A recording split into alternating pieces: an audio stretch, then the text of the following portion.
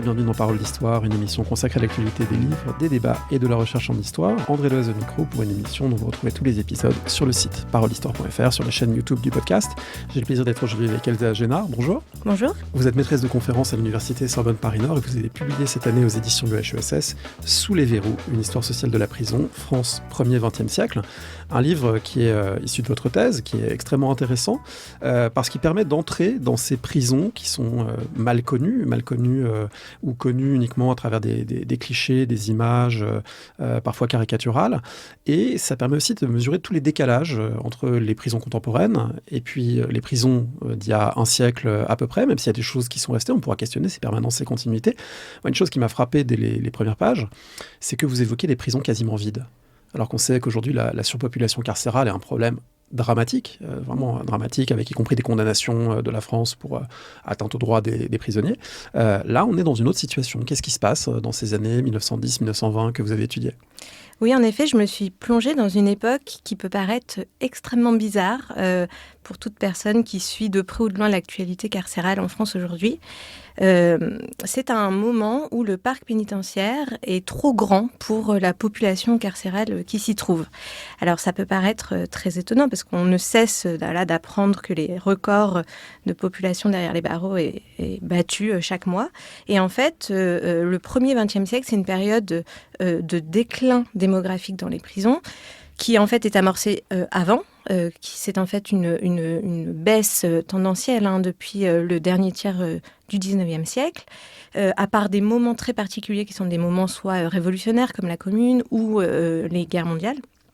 Et en fait, alors expliquer cette baisse démographique est tout un enjeu bien sûr, mais on a souvent rappelé l'introduction de nouvelles mesures pénales, notamment l'envoi dans le bagne colonial de Guyane, également la mise en place du sursis, la mise en place des libérations conditionnelles, bref, un arsenal législatif républicain qui accentue cette baisse démographique dans les prisons et qui en même temps ne résout pas la question du problème carcéral. Et c'est ça qui est vraiment intéressant quand on se penche sur un moment finalement d'étiage démographique, c'est que les maux des prisons, MAUX, restent en fait très structurants, même si finalement c'est pas la place qui manque. Oui, diminution, ça ne veut pas forcément dire humanisation de la vie carcérale. Oui, et ça c'est Robert Badinter qui l'avait déjà montré, c'est-à-dire que alors même qu'il y avait peut-être une opportunité pour changer beaucoup de choses dans les prisons, puisqu'il n'y avait plus de surpopulation.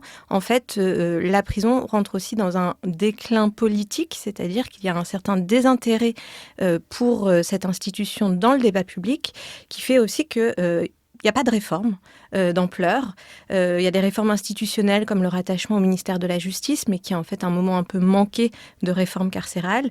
Et du coup, les problèmes de vétusté, de manque d'hygiène, même de séparation des détenus, tous ces problèmes qu'on voyait déjà au XIXe siècle, en fait, persistent dans la première moitié du XXe siècle. Alors pour donner quelques ordres de grandeur, c'est autour de 15 000, maximum 20 000 personnes emprisonnées, c'est-à-dire à peine le tiers, voire le quart de la situation actuelle. Donc c'est vraiment radicalement différent. Oui, et d'ailleurs, une des questions qui va se poser dans cette période-là, ça va être celle de fermer des prisons. Donc c'est vraiment quelque chose qu'on n'entend pas aujourd'hui, si ce n'est pour des questions de rénovation pénitentiaire aujourd'hui.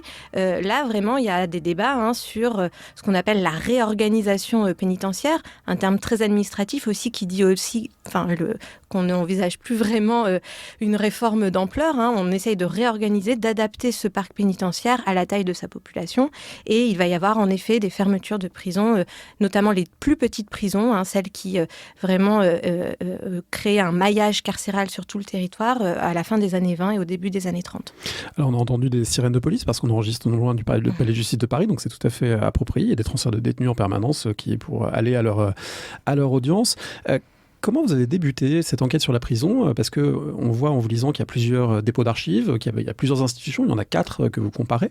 Par où vous avez pris au départ le problème carcéral et comment ensuite ça c'est devenu une enquête de plus grande ampleur ? Oui, ça c'est une bonne question parce que ça a été tout le début de ma thèse a été d'ailleurs orienté sur comment j'allais construire un corpus. Moi, j'avais découvert en master un fonds d'archives assez exceptionnel qui se trouve actuellement aux archives départementales du Maine-et-Loire et qui concerne la Maison centrale de Fontevraud.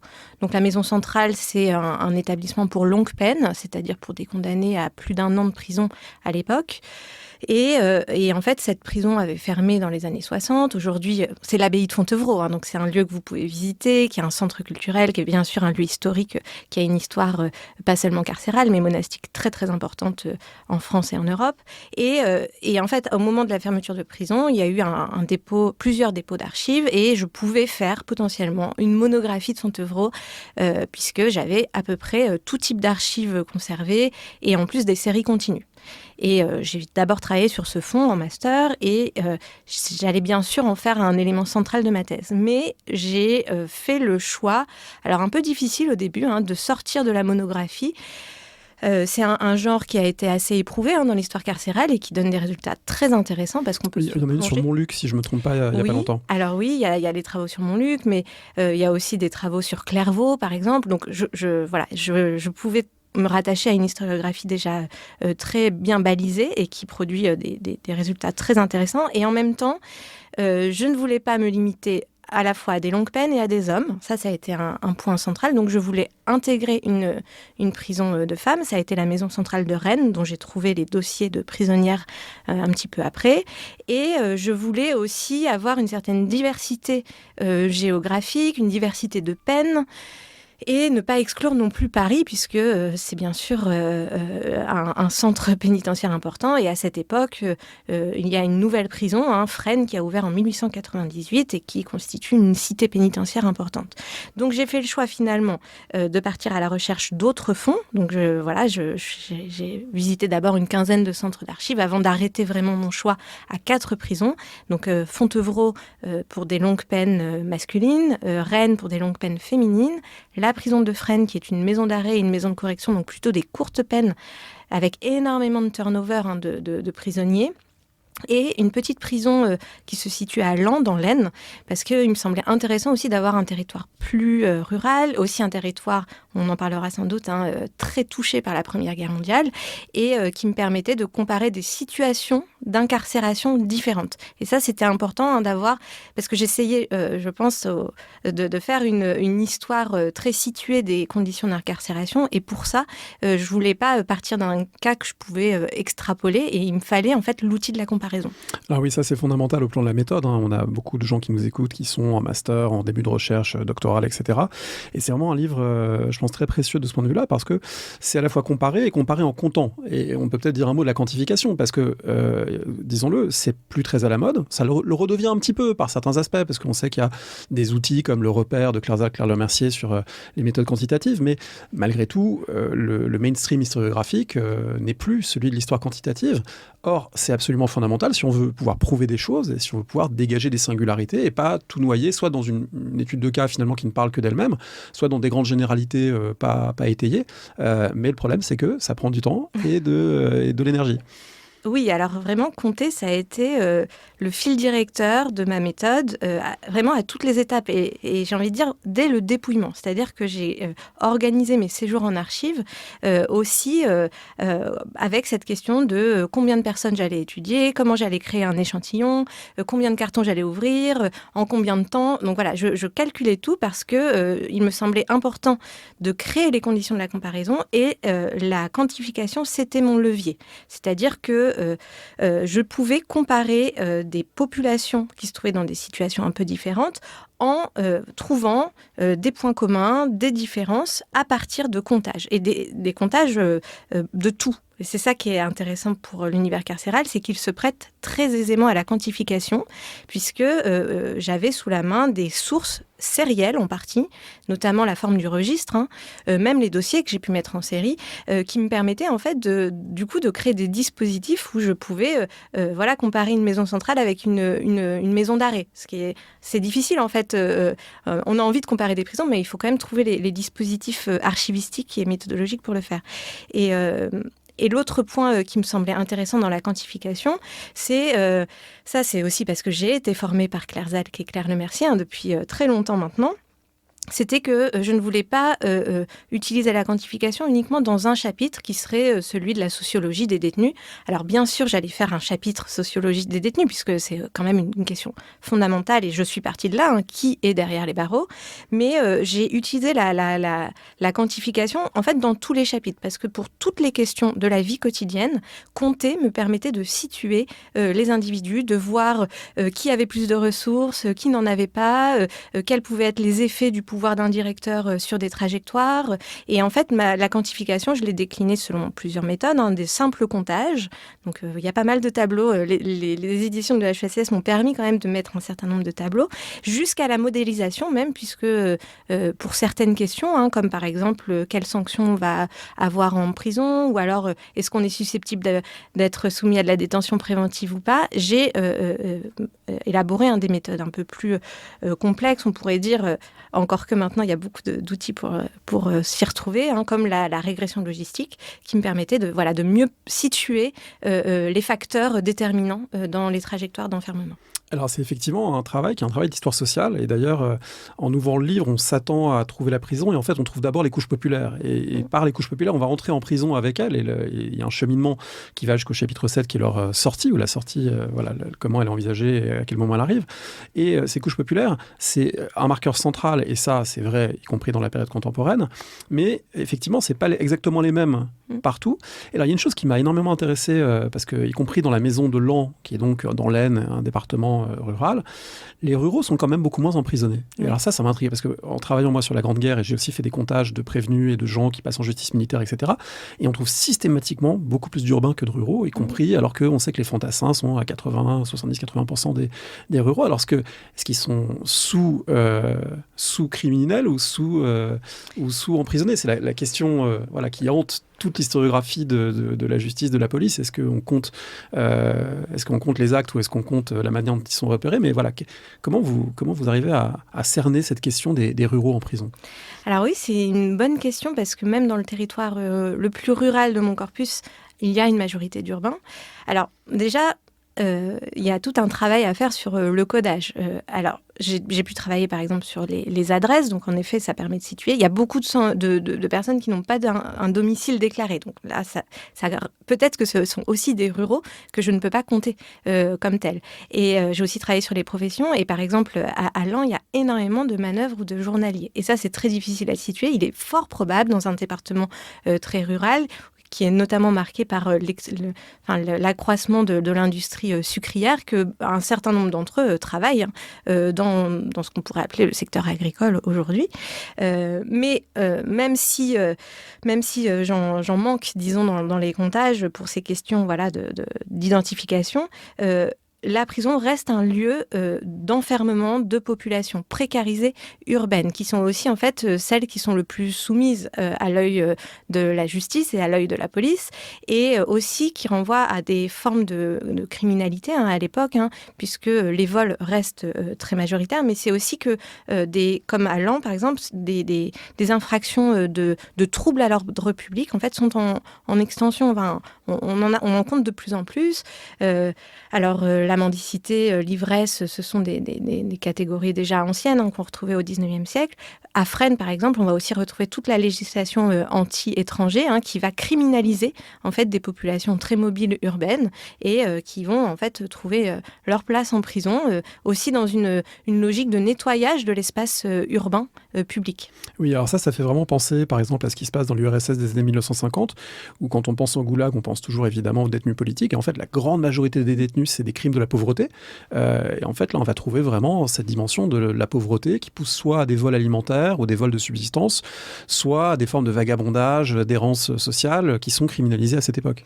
Oui, c'est la pauvreté d'une part, et c'est aussi la précarité des statuts d'autre part. Ceux qui ne peuvent pas prouver qu'ils sont rentrés légalement sur le territoire, par exemple à la fin des années 30. Ça va être aussi, si je pense aussi aux femmes, puisque ça a été une des questions de ma thèse, ça va être aussi la criminalisation de l'avortement, qui va en fait aussi mettre beaucoup de femmes en prison à cette époque, puisqu'il y a un durcissement de la législation au début des années 20. Donc oui, en effet, en fait, la population carcérale, elle reflète à la fois des politiques de criminalisation et aussi des environnements géographiques, économiques particuliers. Et c'était ça qui était intéressant dans la comparaison, par exemple, de Laon et de Fresnes, c'est que je ne voyais pas les mêmes prisons, je ne voyais pas les mêmes populations parce qu'elles ont aussi un rapport avec le territoire. Compter, ça vous permet aussi de repérer la récidive et le fait que pour beaucoup de ces gens, c'est pas le premier passage, c'est pas le seul passage. Il y a des gens qui vont passer presque toute leur vie à entrer et sortir des institutions carcérales, pas toutes les mêmes d'ailleurs, des environnements pour mineurs, puis le bagne, puis la prison, la maison centrale, la maison correctionnelle, etc. Mais en tout cas, dans une nébuleuse d'enfermement, il y a des gens qui y passent et y repassent sans cesse. Oui, la récidive, c'est une entrée intéressante parce que c'est d'abord une des entrées classiques de l'historiographie, puisque maintenant on connaît bien cette obsession pour la récidive qui naît au XIXe siècle et qui structure de plus en plus la politique pénitentiaire.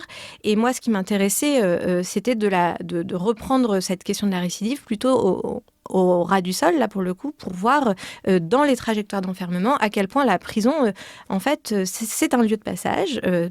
Souvent, on y vient et on y sort, et notamment parce que à cette époque, il y a encore des très très courtes peines. C'est des choses qu'on a peut-être un peu de mal à imaginer aujourd'hui, mais il y a des gens qui rentrent en prison pour 6 jours, 15 jours, 1 mois. Même des non-présidents de la République. Exactement. Aujourd'hui, c'est moins la norme de passer aussi peu de temps derrière les barreaux. Et en fait, ces passages en prison, je trouvais ça intéressant de les étudier aussi pour une histoire des classes populaires. C'est-à-dire que, par exemple, en étudiant vraiment l'entrée en prison, à quel moment on entre, je me rendais compte que, à travers, par exemple, une procédure comme la constitution volontaire, donc, en fait, pour certaines petites peines, les individus condamnés, en fait, se présentent d'eux-mêmes aux portes des prisons et peuvent choisir, en fait, bien sûr, pas exactement 6 mois après, mais dans les semaines qui viennent, le moment le plus opportun pour elles de se présenter aux portes des prisons. Et c'est intéressant de le mettre en lien, par exemple, avec l'histoire du travail des classes populaires et de me rendre compte qu'on ne va pas en prison le samedi, généralement, puisque c'est le jour où on obtient la paye, en fait. Donc, on se présente plutôt le lundi que le samedi en prison. Est-ce que c'est une prison républicaine ? Parce qu'on est sous la Troisième République, il y a un héritage carcéral, y compris du point de vue du parc immobilier, qui est celui des régimes précédents, mais les républicains tiennent malgré tout un discours sur le fait que l'homme est améliorable et qu'il faut que la peine puisse réformer les gens, etc. Est-ce que dans les normes internes à la prison, le fait qu'on soit sous une république change quoi que ce soit ? Alors ça, c'est vraiment une question fondamentale, celle de la rupture, de la continuité que serait la République dans l'histoire carcérale. La Troisième République que j'ai étudiée, elle reprend un modèle carcéral qui lui préexiste. Elle l'enrichit avec, en fait... plutôt en étendant l'archipel pénitentiaire dans les colonies. Mais fondamentalement, le modèle cellulaire, l'idée d'un amendement moral, elle le reprend à son compte dans l'idéologie pénitentiaire. Donc de ce point de vue-là, il n'y a pas une spécificité disons, très évidente de la République carcérale, mais il y a quand même une républicanisation de la prison, d'abord avec l'achèvement, par exemple, de la laïcisation du personnel chez les femmes, puisqu'elles étaient encore largement surveillées par des sœurs congréganistes. Et là, en fait, à partir du début du XXe siècle, ce sont du personnel laïque, par exemple. Et on va aussi retrouver tous les enjeux républicains derrière les barreaux. Alors, ça ne fait pas forcément un modèle carcéral, mais par contre, toute la vie quotidienne va aussi être travaillée par ces questions de valeurs républicaines. La Première Guerre mondiale étant une séquence où on peut le voir, puisque va se poser la question de faut-il aller au front ou faut-il rester en prison ? Que fait-on de ces prisonniers à un moment où il faut aussi s'acquitter de l'impôt du sang ? Oui, citoyens mobilisables ou détenus à garder à l'écart, ça fait partie des dilemmes. Peut-être juste avant de revenir sur cette Première Guerre mondiale, pour prolonger un petit peu ma question, vous écrivez en conclusion que malgré tout, la prison reste un lieu un peu à l'écart des normes républicaines, notamment parce que pour les gens qui travaillent en prison, les grande loi votée de l'époque sur les accidents du travail, la journée de 8 heures, 1919 sauf erreur, ne s'applique pas. Donc finalement, on est un peu quand même dans un isolat hors des cadres républicains classiques. Oui, ça a été tout l'intérêt de croiser histoire du travail, histoire de l'État social et histoire de l'État pénal dans la thèse, et de me rendre compte en fait que l'État social en construction à cette époque met de côté la prison. Il y a des débats qui ont existé sur, par exemple, les accidents du travail, la loi de 1898, est-ce qu'on doit l'appliquer ou non en prison ? Et finalement, on fait le choix d'écarter ces travailleurs-là qui sont quand même payés. C'est pas non plus un espace totalement, qui s'extrairait totalement des logiques productives ou quoi. Mais en fait, il y a l'idée que cette population marginale et stigmatisée n'a pas le droit à cette époque aux avancées sociales. Et il faudra attendre, par exemple, 1946 pour la question des accidents du travail. Donc, c'est un espace qui, en fait, fait se rejouer toutes les questions républicaines et en même temps qui reste à la marge, comme vous l'avez dit, des grandes réformes de l'État social. Une question au passage, les détenus ne votent pas ? Non, ils ne votent pas. Y compris pour des très courtes peines ? Enfin, comment ça se joue ? Parce que là, on est déchu de ces droits de citoyens à partir de quelle gravité des faits ? Alors, tous ne le sont pas, mais je n'ai jamais vu, en tout cas, le moindre règlement sur la question de l'organisation du vote en prison. En fait, c'est un peu une non-question. Enfin, là, pour le coup, dans aucune source, je ne l'ai vu apparaître. Vous avez évoqué ce que la Première Guerre mondiale fait à la prison. Alors, c'est très intéressant parce que c'est des flux très complexes, des entrées et des sorties, parce que trop d'hommes valides dans les murs, ça en fait moins au front ou au travail. Et en même temps, il y a plein de gens qui commettent des transgressions nouvelles ou requalifiées parce qu'on est en temps de guerre et que du coup, il y a aussi des militaires notamment qui sont emprisonnés. Donc, il n'y a pas une lecture univoque de la période. On ne peut pas dire la prison est transformée uniquement de cette manière, mais il y a quand même un brassage un peu plus varié des gens et des identités, parce qu'on a des militaires et des civils maintenant qui sont dans les mêmes murs. Oui, alors je suis partie en fait d'un constat historiographique qui était très, qui me posait question, à savoir, en tout cas les travaux existants ne mentionnaient pas vraiment la Première Guerre mondiale comme soit un tournant, soit même un moment particulier de l'histoire de la prison. Et ça, je trouvais ça étonnant quand on sait, grâce à l'historiographie très florissante de la Première Guerre mondiale, que ça a touché absolument toutes les sphères de la vie sociale. Donc pourquoi la prison en serait, pour le coup, écartée ? Et on sait par ailleurs, que de manière générale, les périodes de guerre sont des périodes souvent décisives pour les populations incarcérées. On pense par exemple à sous Vichy, au drame notamment des hôpitaux psychiatriques, mais voilà que le carcéral et la guerre, généralement, ça produit des effets très très intenses. Oui, et en fait, j'ai surtout constaté qu'il n'y avait pas vraiment de travaux sur la Première Guerre mondiale, et comme il n'y a pas eu une réforme d'ampleur après-guerre, on en est resté là d'un point de vue historiographique, on n'a pas associé ça à un quelconque changement. Et donc, en partant du bas, pour le coup, en faisant une histoire sociale vraiment à partir des populations incarcérées, j'ai vu la guerre apparaître. Donc là, pour le coup, j'avais l'événement total, si vous voulez, sous les yeux, et je ne pouvais pas dire que la guerre ne changeait rien, notamment parce que arrivent en prison de nouvelles populations. C'est aussi un moment où, je vous parlais de la baisse de la population carcérale, ça va s'arrêter, il va y avoir une hausse et un pic juste après la Première Guerre mondiale, et de nouvelles catégories de population, et notamment, la chose qui m'a vraiment le plus intéressée à travers le cas de Fontevraud, c'était l'arrivée de militaires en prison, puisque, on le sait, la justice militaire va fonctionner à plein, et même si une grande partie ne vont pas faire leur peine, une minorité de prisonniers militaires vont quand même être envoyés en prison, et comme les prisons militaires sont insuffisantes pour en fait accueillir toutes ces populations, les prisons, ce que j'appelle civiles ici, vont être mises à contribution. Et donc on peut voir dans ce temps de la guerre l'interpénétration des logiques militaires et pénitentiaires, et aussi des rapports de force entre l'administration militaire et l'administration pénitentiaire. Et si je descends encore d'une échelle, on peut observer ce que la guerre change, par exemple, à des relations d'autorité en prison. Et un des résultats intéressants, si je peux en mentionner un ici, c'est par exemple de voir que la prison est un espace relativement moins répressif du point de vue, par exemple, simplement des punitions, que l'armée en guerre. C'est-à-dire que les condamnés militaires qui arrivent dans la prison, si on compare un peu leur historique de punition, parce que j'avais les sources pour le faire, on se rend compte qu'ils sont relativement moins punis en prison qu'ils ne l'ont été dans l'armée en guerre juste avant. Inversement, on va voir que l'immédiate après-guerre, c'est un moment de très fort durcissement disciplinaire, avec beaucoup plus de punitions, beaucoup plus de heurts avec l'administration. Et donc, on voit que la guerre n'a pas provoqué une réforme d'ampleur, mais par contre, elle transforme des relations sociales et elle va aussi poser de nouvelles questions. Est-ce que la guerre, c'est une fenêtre d'opportunité pour sortir avant, par exemple ? Et certains, en effet, vont avoir des libérations conditionnelles ou des suspension de peine pour être envoyé au front. Et donc, je me posais la question, est-ce que qui s'en saisit finalement ? Est-ce que, voilà, un peu, il y a un trade-off, hein, est-ce qu'on préfère passer du temps derrière les barreaux ou retrouver sa place au front ? Sachant que ça concerne aussi les femmes, et il y avait vraiment un truc passionnant à un moment du livre qui sont ces pétitions, ces lettres de mères pour dire est-ce que vous pouvez nous renvoyer quand même machine qui est boulangère ou qui est fermière parce qu'on manque de bras. Et du coup, ça veut dire que l'enfermement de quelqu'un, déjà en temps normal, c'est quand même c'est un événement pour un corps social, mais en temps de guerre, ça vient perturber quand même encore plus les relations sociales et le fonctionnement, en particulier dans une économie privée de bras.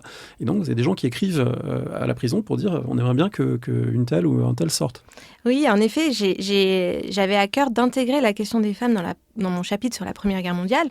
A priori, ce n'était pas elles qui constituaient le cœur de la population carcérale à cette époque. Et pourtant, on voit, il y a des femmes emprisonnées à cette époque et il y a aussi des femmes qui arrivent dans des conditions vraiment liées à la guerre, soit parce qu'elles ont été condamnées pour exercice d'intelligence avec l'ennemi, soit voilà, pour avoir été aussi des femmes à Bosch. Bref, on voyait toute une criminalité liée à la guerre. Et en retour, on voyait aussi tous les efforts menés par les familles ou l'entourage, et là vous mentionnez la lettre d'un maire, pour essayer de récupérer ces femmes.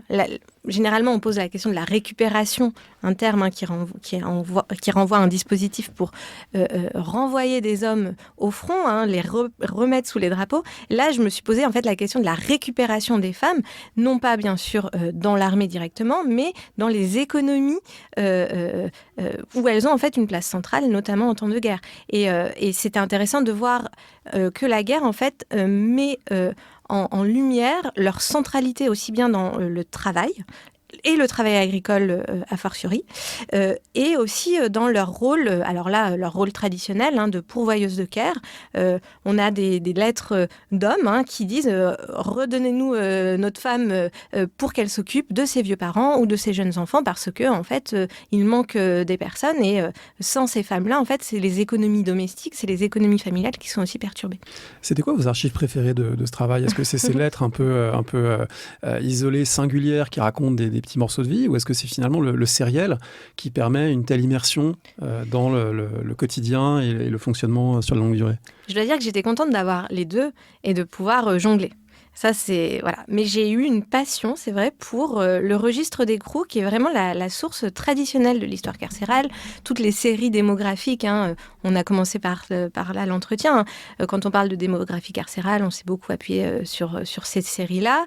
Et en fait, ce que j'ai aimé dans le registre d'écrou, c'était d'en faire une lecture interactionniste, c'est-à-dire de ne pas simplement prendre les informations que j'ai aussi prise dans mes tableurs, bien sûr, sur tout l'état civil, les professions, etc. Mais c'était aussi de voir comment cette source, elle était polyphonique, qu'il y avait des éléments d'identification et de déclaration aussi, puisque il y avait par exemple la question de la profession, c'est le détenu qui dit à l'entrée de la prison quelle profession il exerce, et de voir en fait tous les hiatus au sein d'une même ligne du registre, parce qu'on a la profession telle qu'elle a été enregistrée par la justice, la profession telle qu'elle est dite à l'entrée en prison, et de voir en fait qu'il se jouait énormément de choses dans cette scène d'enregistrement que le registre capte, et en fait de redynamiser cette source très traditionnelle, et on doit le dire assez froide, c'est assez aride, et là pour le coup c'était le plaisir de la quantification que d'arriver à saisir des interactions sur le seuil de la prison. Combien de fichiers Excel vous avez au total pour la thèse ? Non, mais je pense que... Enfin, j'avais bien sûr une base par prison, mais après, j'avais plusieurs onglets sur une même base. Les punitions. Voilà, et je saisissais, par exemple, j'ai vraiment fait une base de correspondance, j'ai fait une base de punition, j'ai fait une base à partir de différents types de sources qui se prêtaient aussi à la mise en série. Voilà, mais moi, je trouve ça très bien de le mettre en valeur parce que c'est un sacré boulot. Il y a un parallélisme très intéressant au-delà de la guerre même, entre la prison et l'armée, c'est justement cette passion pour l'enregistrement, la quantification, la numérotation. Il n'y a rien qui ressemble plus finalement à une fiche de prisonnier qu'un registre matricule par certains côtés, avec des listes, avec des signalements, etc., etc. Et du coup, un aspect fascinant de ces prisons, c'est le point de bureaucratisation finalement très avancé auquel on est déjà au début XXe siècle, alors qu'on n'a pas des instruments techniques ultra performants comme ils le sont aujourd'hui, mais on a déjà quand même une forme de maturité d'un système technique de la fiche, de l'enregistrement et du registre qui tourne à plein régime. Oui, et ça, c'est plutôt un héritage en fait de la fin du XIXe siècle, à un moment où les prisons ont aussi été un des espaces d'expérimentation. Je pense bien sûr au bertillonnage, par exemple, à toutes ces mesures anthropométriques pour améliorer en fait ce qu'on appelle le signalement à cette époque, c'est-à-dire la description physique qui permet d'identifier des individus. Et la prison a été un des espaces où on a introduit très tôt ces techniques. Donc en fait, en effet, dans ces formulaires, qui sont très stables pendant la période. C'était ça aussi qui me permettait de comparer. C'était ça, j'avais pas énormément de problèmes de format. Tout était très stable. Et d'ailleurs, c'est très stable aussi après ma période. C'est en travaillant un peu sur la deuxième moitié du XXe siècle, on voit que ces formulaires, en fait, ils continuent d'exister tels quels pendant très longtemps. Et en fait, cette bureaucratisation de la prison, ça a bien sûr à voir avec une histoire de l'identification des personnes. Et ça a aussi à voir avec une histoire de l'administration. C'est vraiment une administration d'État très centralisée où la question de l'uniformisation des outils de travail se pose très tôt.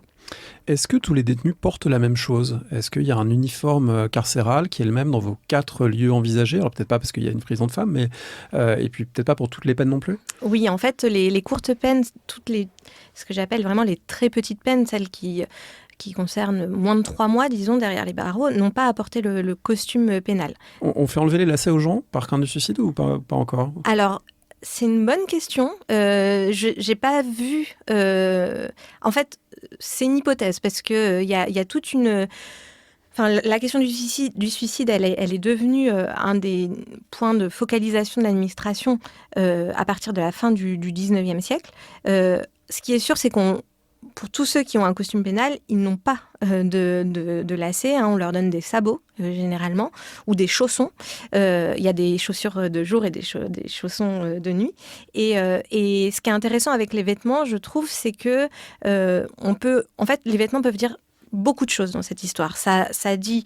avec quel vêtement on arrive en prison, ça dit toute la distinction sociale possible ou non sur le seuil de la prison. Aussi le commerce des vêtements, le commerce illégal dans la prison et à quel point on va s'échanger des chaussettes. Ça dit toute l'histoire finalement des circuits économiques clandestins. Et les vêtements, c'est aussi une histoire avec les familles de prisonniers, puisque en travaillant par exemple sur le parloir, sur le moment des visites, je me suis aperçue que les paires de chaussettes, c'est bien sûr ce qu'on apporte le plus, mais on apporte aussi, par exemple, les nécessaires de couture pour bien entretenir les vêtements en prison, ce qu'on appelle dans les classes populaires faire de l'usage, faire en sorte que les vêtements tiennent le plus longtemps possible. Donc en fait, le vêtement ou le costume, il permet là d'introduire tous les pans de la vie quotidienne. Qu'est-ce qu'on mange dans la prison de l'époque ? C'est quoi un repas de prisonnier ? Alors, il y a des jours où on a un régime gras. C'est généralement 2 jours par semaine, dont le dimanche. Pendant la guerre, ça va être réduit à 1 jour. La base de l'alimentation reste le pain. Et la question des rations alimentaires, elle va bien sûr être un point de tension pendant la guerre, puisqu'on va les diminuer quelque peu. Mais il y a aussi toute une opportunité, disons, d'améliorer son quotidien à travers ce qu'on appelle la cantine. La cantine, alors ça désigne pas un lieu en prison, enfin pas dans le sens... Plutôt que c'est cantiner, c'est une Cantiner, pratique. exactement. C'est la pratique qui consiste à acheter des biens, et généralement alimentaires en prison, pour améliorer sa portion alimentaire distribuée par l'administration. Oui, sachant que les familles ne peuvent pas apporter de nourriture, si j'ai bien lu. Exactement. Donc, en plus, disons, de la ration alimentaire donnée, qui est généralement faite de pain et aussi de légumineuses, notamment des haricots, par exemple, on va pouvoir cantiner des biens alimentaires parfois un peu plus chers. Et tout ça repose bien sûr sur la question de l'argent et des ressources monétaires à disposition des détenus. Alors, je pose ces questions parce qu'un des apports du livre, c'est vraiment de montrer la prison comme un lieu ordinaire, un lieu où il y a un long temps qui passe. Et du coup, au quotidien, il y a toute une série d'interactions, de règles du jeu que les gens apprennent et qu'ils apprennent plus ou moins bien parce que parfois, ils transgressent et parfois, ils sont punis. Alors, la punition, c'est un chapitre à part entière qui est extrêmement intéressant. On voit en particulier beaucoup de punitions pour bavardage. Alors, qu'est-ce que ça veut dire, le bavardage ? Il y a des collègues enseignants qui nous écoutent, qui sont familiers du terme. C'est sans doute pas exactement la même chose. Oui, alors moi aussi, j'ai été très étonnée quand je découvrais mes archives de voir que le motif principal de sanction en prison, c'est le bavardage. Alors, ça renvoie à une règle structurante de l'espace carcéral à cette époque, qui est la règle du silence, qui a été adoptée sous la monarchie de Juillet. Et ça dit aussi quelque chose vraiment de l'inertie des règlements. C'est-à-dire que c'est une règle de 1839 qui continue pendant toute la première moitié du XXe siècle à organiser la répression en prison.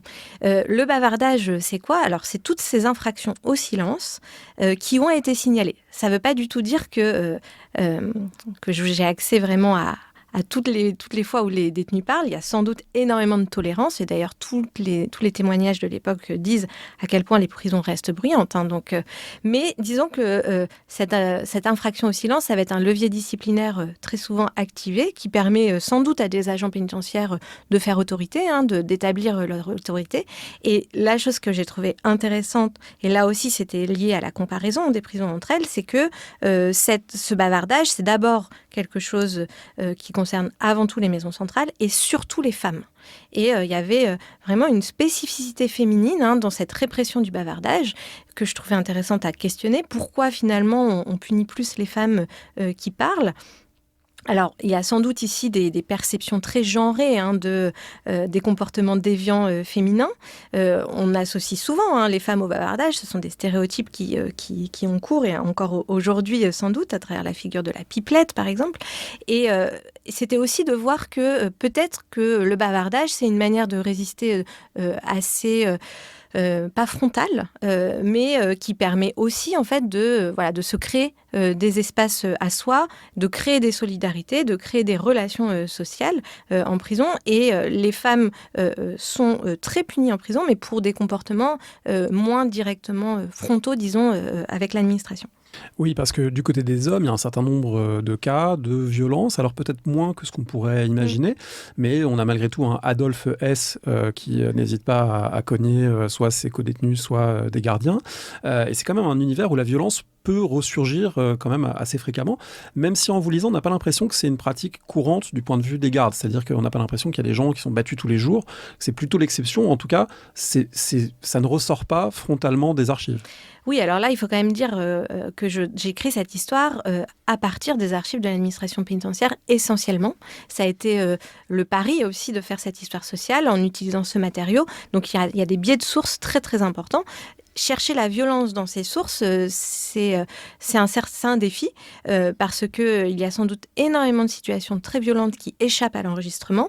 Et par ailleurs, quand ces situations ont pu donner lieu à des passages au prétoire ou à des enquêtes, il y a tout un vocabulaire très euphémisé de la violence. Le prétoire, c'est le lieu où va se déterminer la punition, où le directeur va examiner les fautifs et va donner la punition. Donc le prétoire, il faut l'entendre vraiment ici dans le sens quasiment mini-tribunal interne de la prison. Exactement. Par ailleurs, il existe des registres de punition pour le personnel, alors que je n'ai pas vraiment mis à profit ici directement dans le livre. Mais ce qui est intéressant, par exemple, pour les registres de punition du personnel, donc c'est les fautes qu'on reproche aux agents pénitentiaires, eh bien, c'est essentiellement des retards ou de l'ivresse. C'est pas forcément d'avoir eu la main un peu lourde sur un détenu. Ça ne veut ça ne veut rien dire, je pense, du niveau de violence qui échappe là pour le coup à la source historique. Même si, comme vous avez quand même quelques lettres, le fait que ces lettres mentionnent par exemple qu'une fois il y en a un qui s'est fait taper par un garde et qui dit j'ai pas répondu, j'ai pas voulu répondre, et dans la manière dont ça ressort dans le courrier, on a quand même l'impression que c'est plus des exceptions que quelque chose qui serait d'une régularité totale.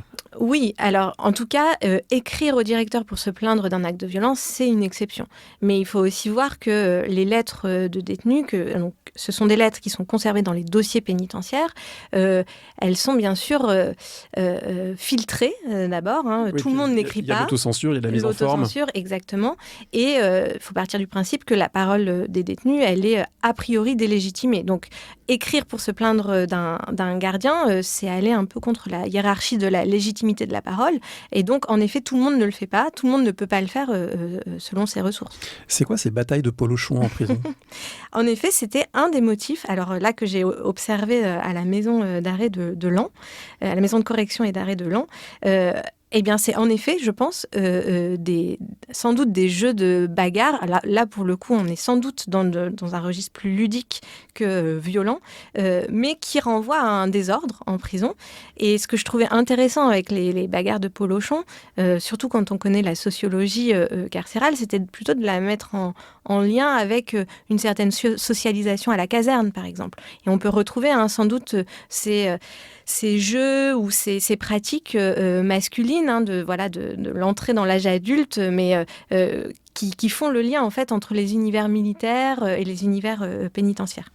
Alors on finit par sortir de prison, généralement, et du coup on a souvent dans les images mentales associées à la prison, celle du prisonnier qui compte les jours sur son mur, et votre livre montre à quel point cet horizon d'attente temporelle, c'est vraiment quelque chose de structurant, et le rapport au temps, d'une certaine manière, c'est un des axes fondamentaux du livre, qui est de compter le temps et de mesurer le temps, ce que le temps fait aux individus, et du coup le temps de la fin de la peine, qui n'est pas simple à anticiper parce qu'il y a plein de règles et de changements qui peuvent arriver, et du coup il y a aussi des détenus qui arrivent à savoir quand ils vont sortir, d'autres qui sont plus dans le flou. En tout cas, ce qui est clair, c'est que cet horizon d'attente temporelle, c'est absolument déterminant pour les gens qui sont en prison. Oui, alors c'est d'ailleurs le premier motif qu'on observe dans les lettres. Le motif premier d'écriture d'une lettre, c'est souvent la question de la sortie. Alors, ça peut être la date, ça peut être les conditions de sortie. Et en partant de ce constat, je me suis rendu compte que finalement, connaître sa date de libération, c'est pas du tout évident. Pourquoi ? Parce que depuis la fin du 19e siècle, il y a des règles qui ont rendu la question du calcul de la date de sortie plus complexe, puisqu'on a des réductions automatiques de peine si on a passé du temps en cellule, par exemple, dans les maisons d'arrêt avant d'arriver en maison centrale. Il y a aussi l'imputation du temps de la détention préventive sur la peine qu'on a exécutée. Et il faut aussi connaître, en fait, les jours d'écrou, tenir en fait le compte de son temps passé en prison. Et j'avais une source vraiment super pour ça, parce que j'avais dans les dossiers de Fontevraud un formulaire de déclaration du détenu, de ses informations d'état civil, et aussi ses dates de condamnation, ses dates d'entrée en prison et sa date théorique de libération. Et je pouvais comparer ce registre déclaratif à d'autres sources tenues par l'administration et me rendre compte en fait de beaucoup de discordances, et de me rendre compte que pour plus de la moitié des détenus, en fait, ils ne savent pas exactement le jour de leur sortie. Aussi parce qu'on attend potentiellement une grâce ou une libération conditionnelle, sans doute. Mais parce que compter et décompter le temps, c'est un enjeu. Et d'ailleurs, ça occupe beaucoup de personnel pénitentiaire. Les greffiers comptables tiennent les comptes des peines. Sachant que si on trouve le temps trop long, on peut essayer de sortir de prison avant le terme. Et ça, c'est une pratique qui est minoritaire, évidemment, mais qui est elle aussi très genrée. Oui, alors on ne sort pas exactement de la même manière de prison de façon anticipée. Dans ce dernier chapitre, j'ai vraiment voulu comparer tous les types de sorties. Il y a des sorties qui sont la fin de la peine, mais il y a aussi des sorties anticipées qui sont liées soit à la maladie, soit à la folie, soit à l'évasion aussi. Et c'était intéressant de voir que par exemple, ce qu'on appelle dans le jargon administratif pénitentiaire l'extraction pour être envoyé à l'hôpital. Donc, sortir de prison pour se faire soigner dans un hôpital, par exemple, c'est une pratique beaucoup plus féminine que masculine. Ça ne veut pas du tout dire que les hommes sont moins malades en prison que les femmes. Ça veut surtout dire qu'on considère qu'on doit les maintenir en prison même s'ils sont malades et qu'on doit les soigner au mieux dans les infirmeries pénitentiaires existantes. Pour les femmes, il y a moins d'infirmeries pénitentiaires. Peut-être qu'il y a aussi une attention plus accrue aux désordres corporels, à certaines pathologies féminines aussi, puisque c'est souvent des pathologies liées à l'anatomie féminine qui permet d'être envoyée à l'hôpital. Pour la folie, c'était aussi un point de comparaison intéressant entre hommes et femmes, puisque les envois vers l'asile d'aliénés, donc c'est-à-dire une personne en prison qui aurait manifesté des troubles mentaux, eh bien, ça va être possible surtout pour les femmes et beaucoup moins pour les hommes. Et inversement, toutes les affaires d'évasion que j'ai pu étudier dans les prisons étudiées, c'est à une écrasante majorité des hommes, et ça renvoie sans doute à des pratiques plus masculines, mais aussi à comment l'administration perçoit la population enfermée.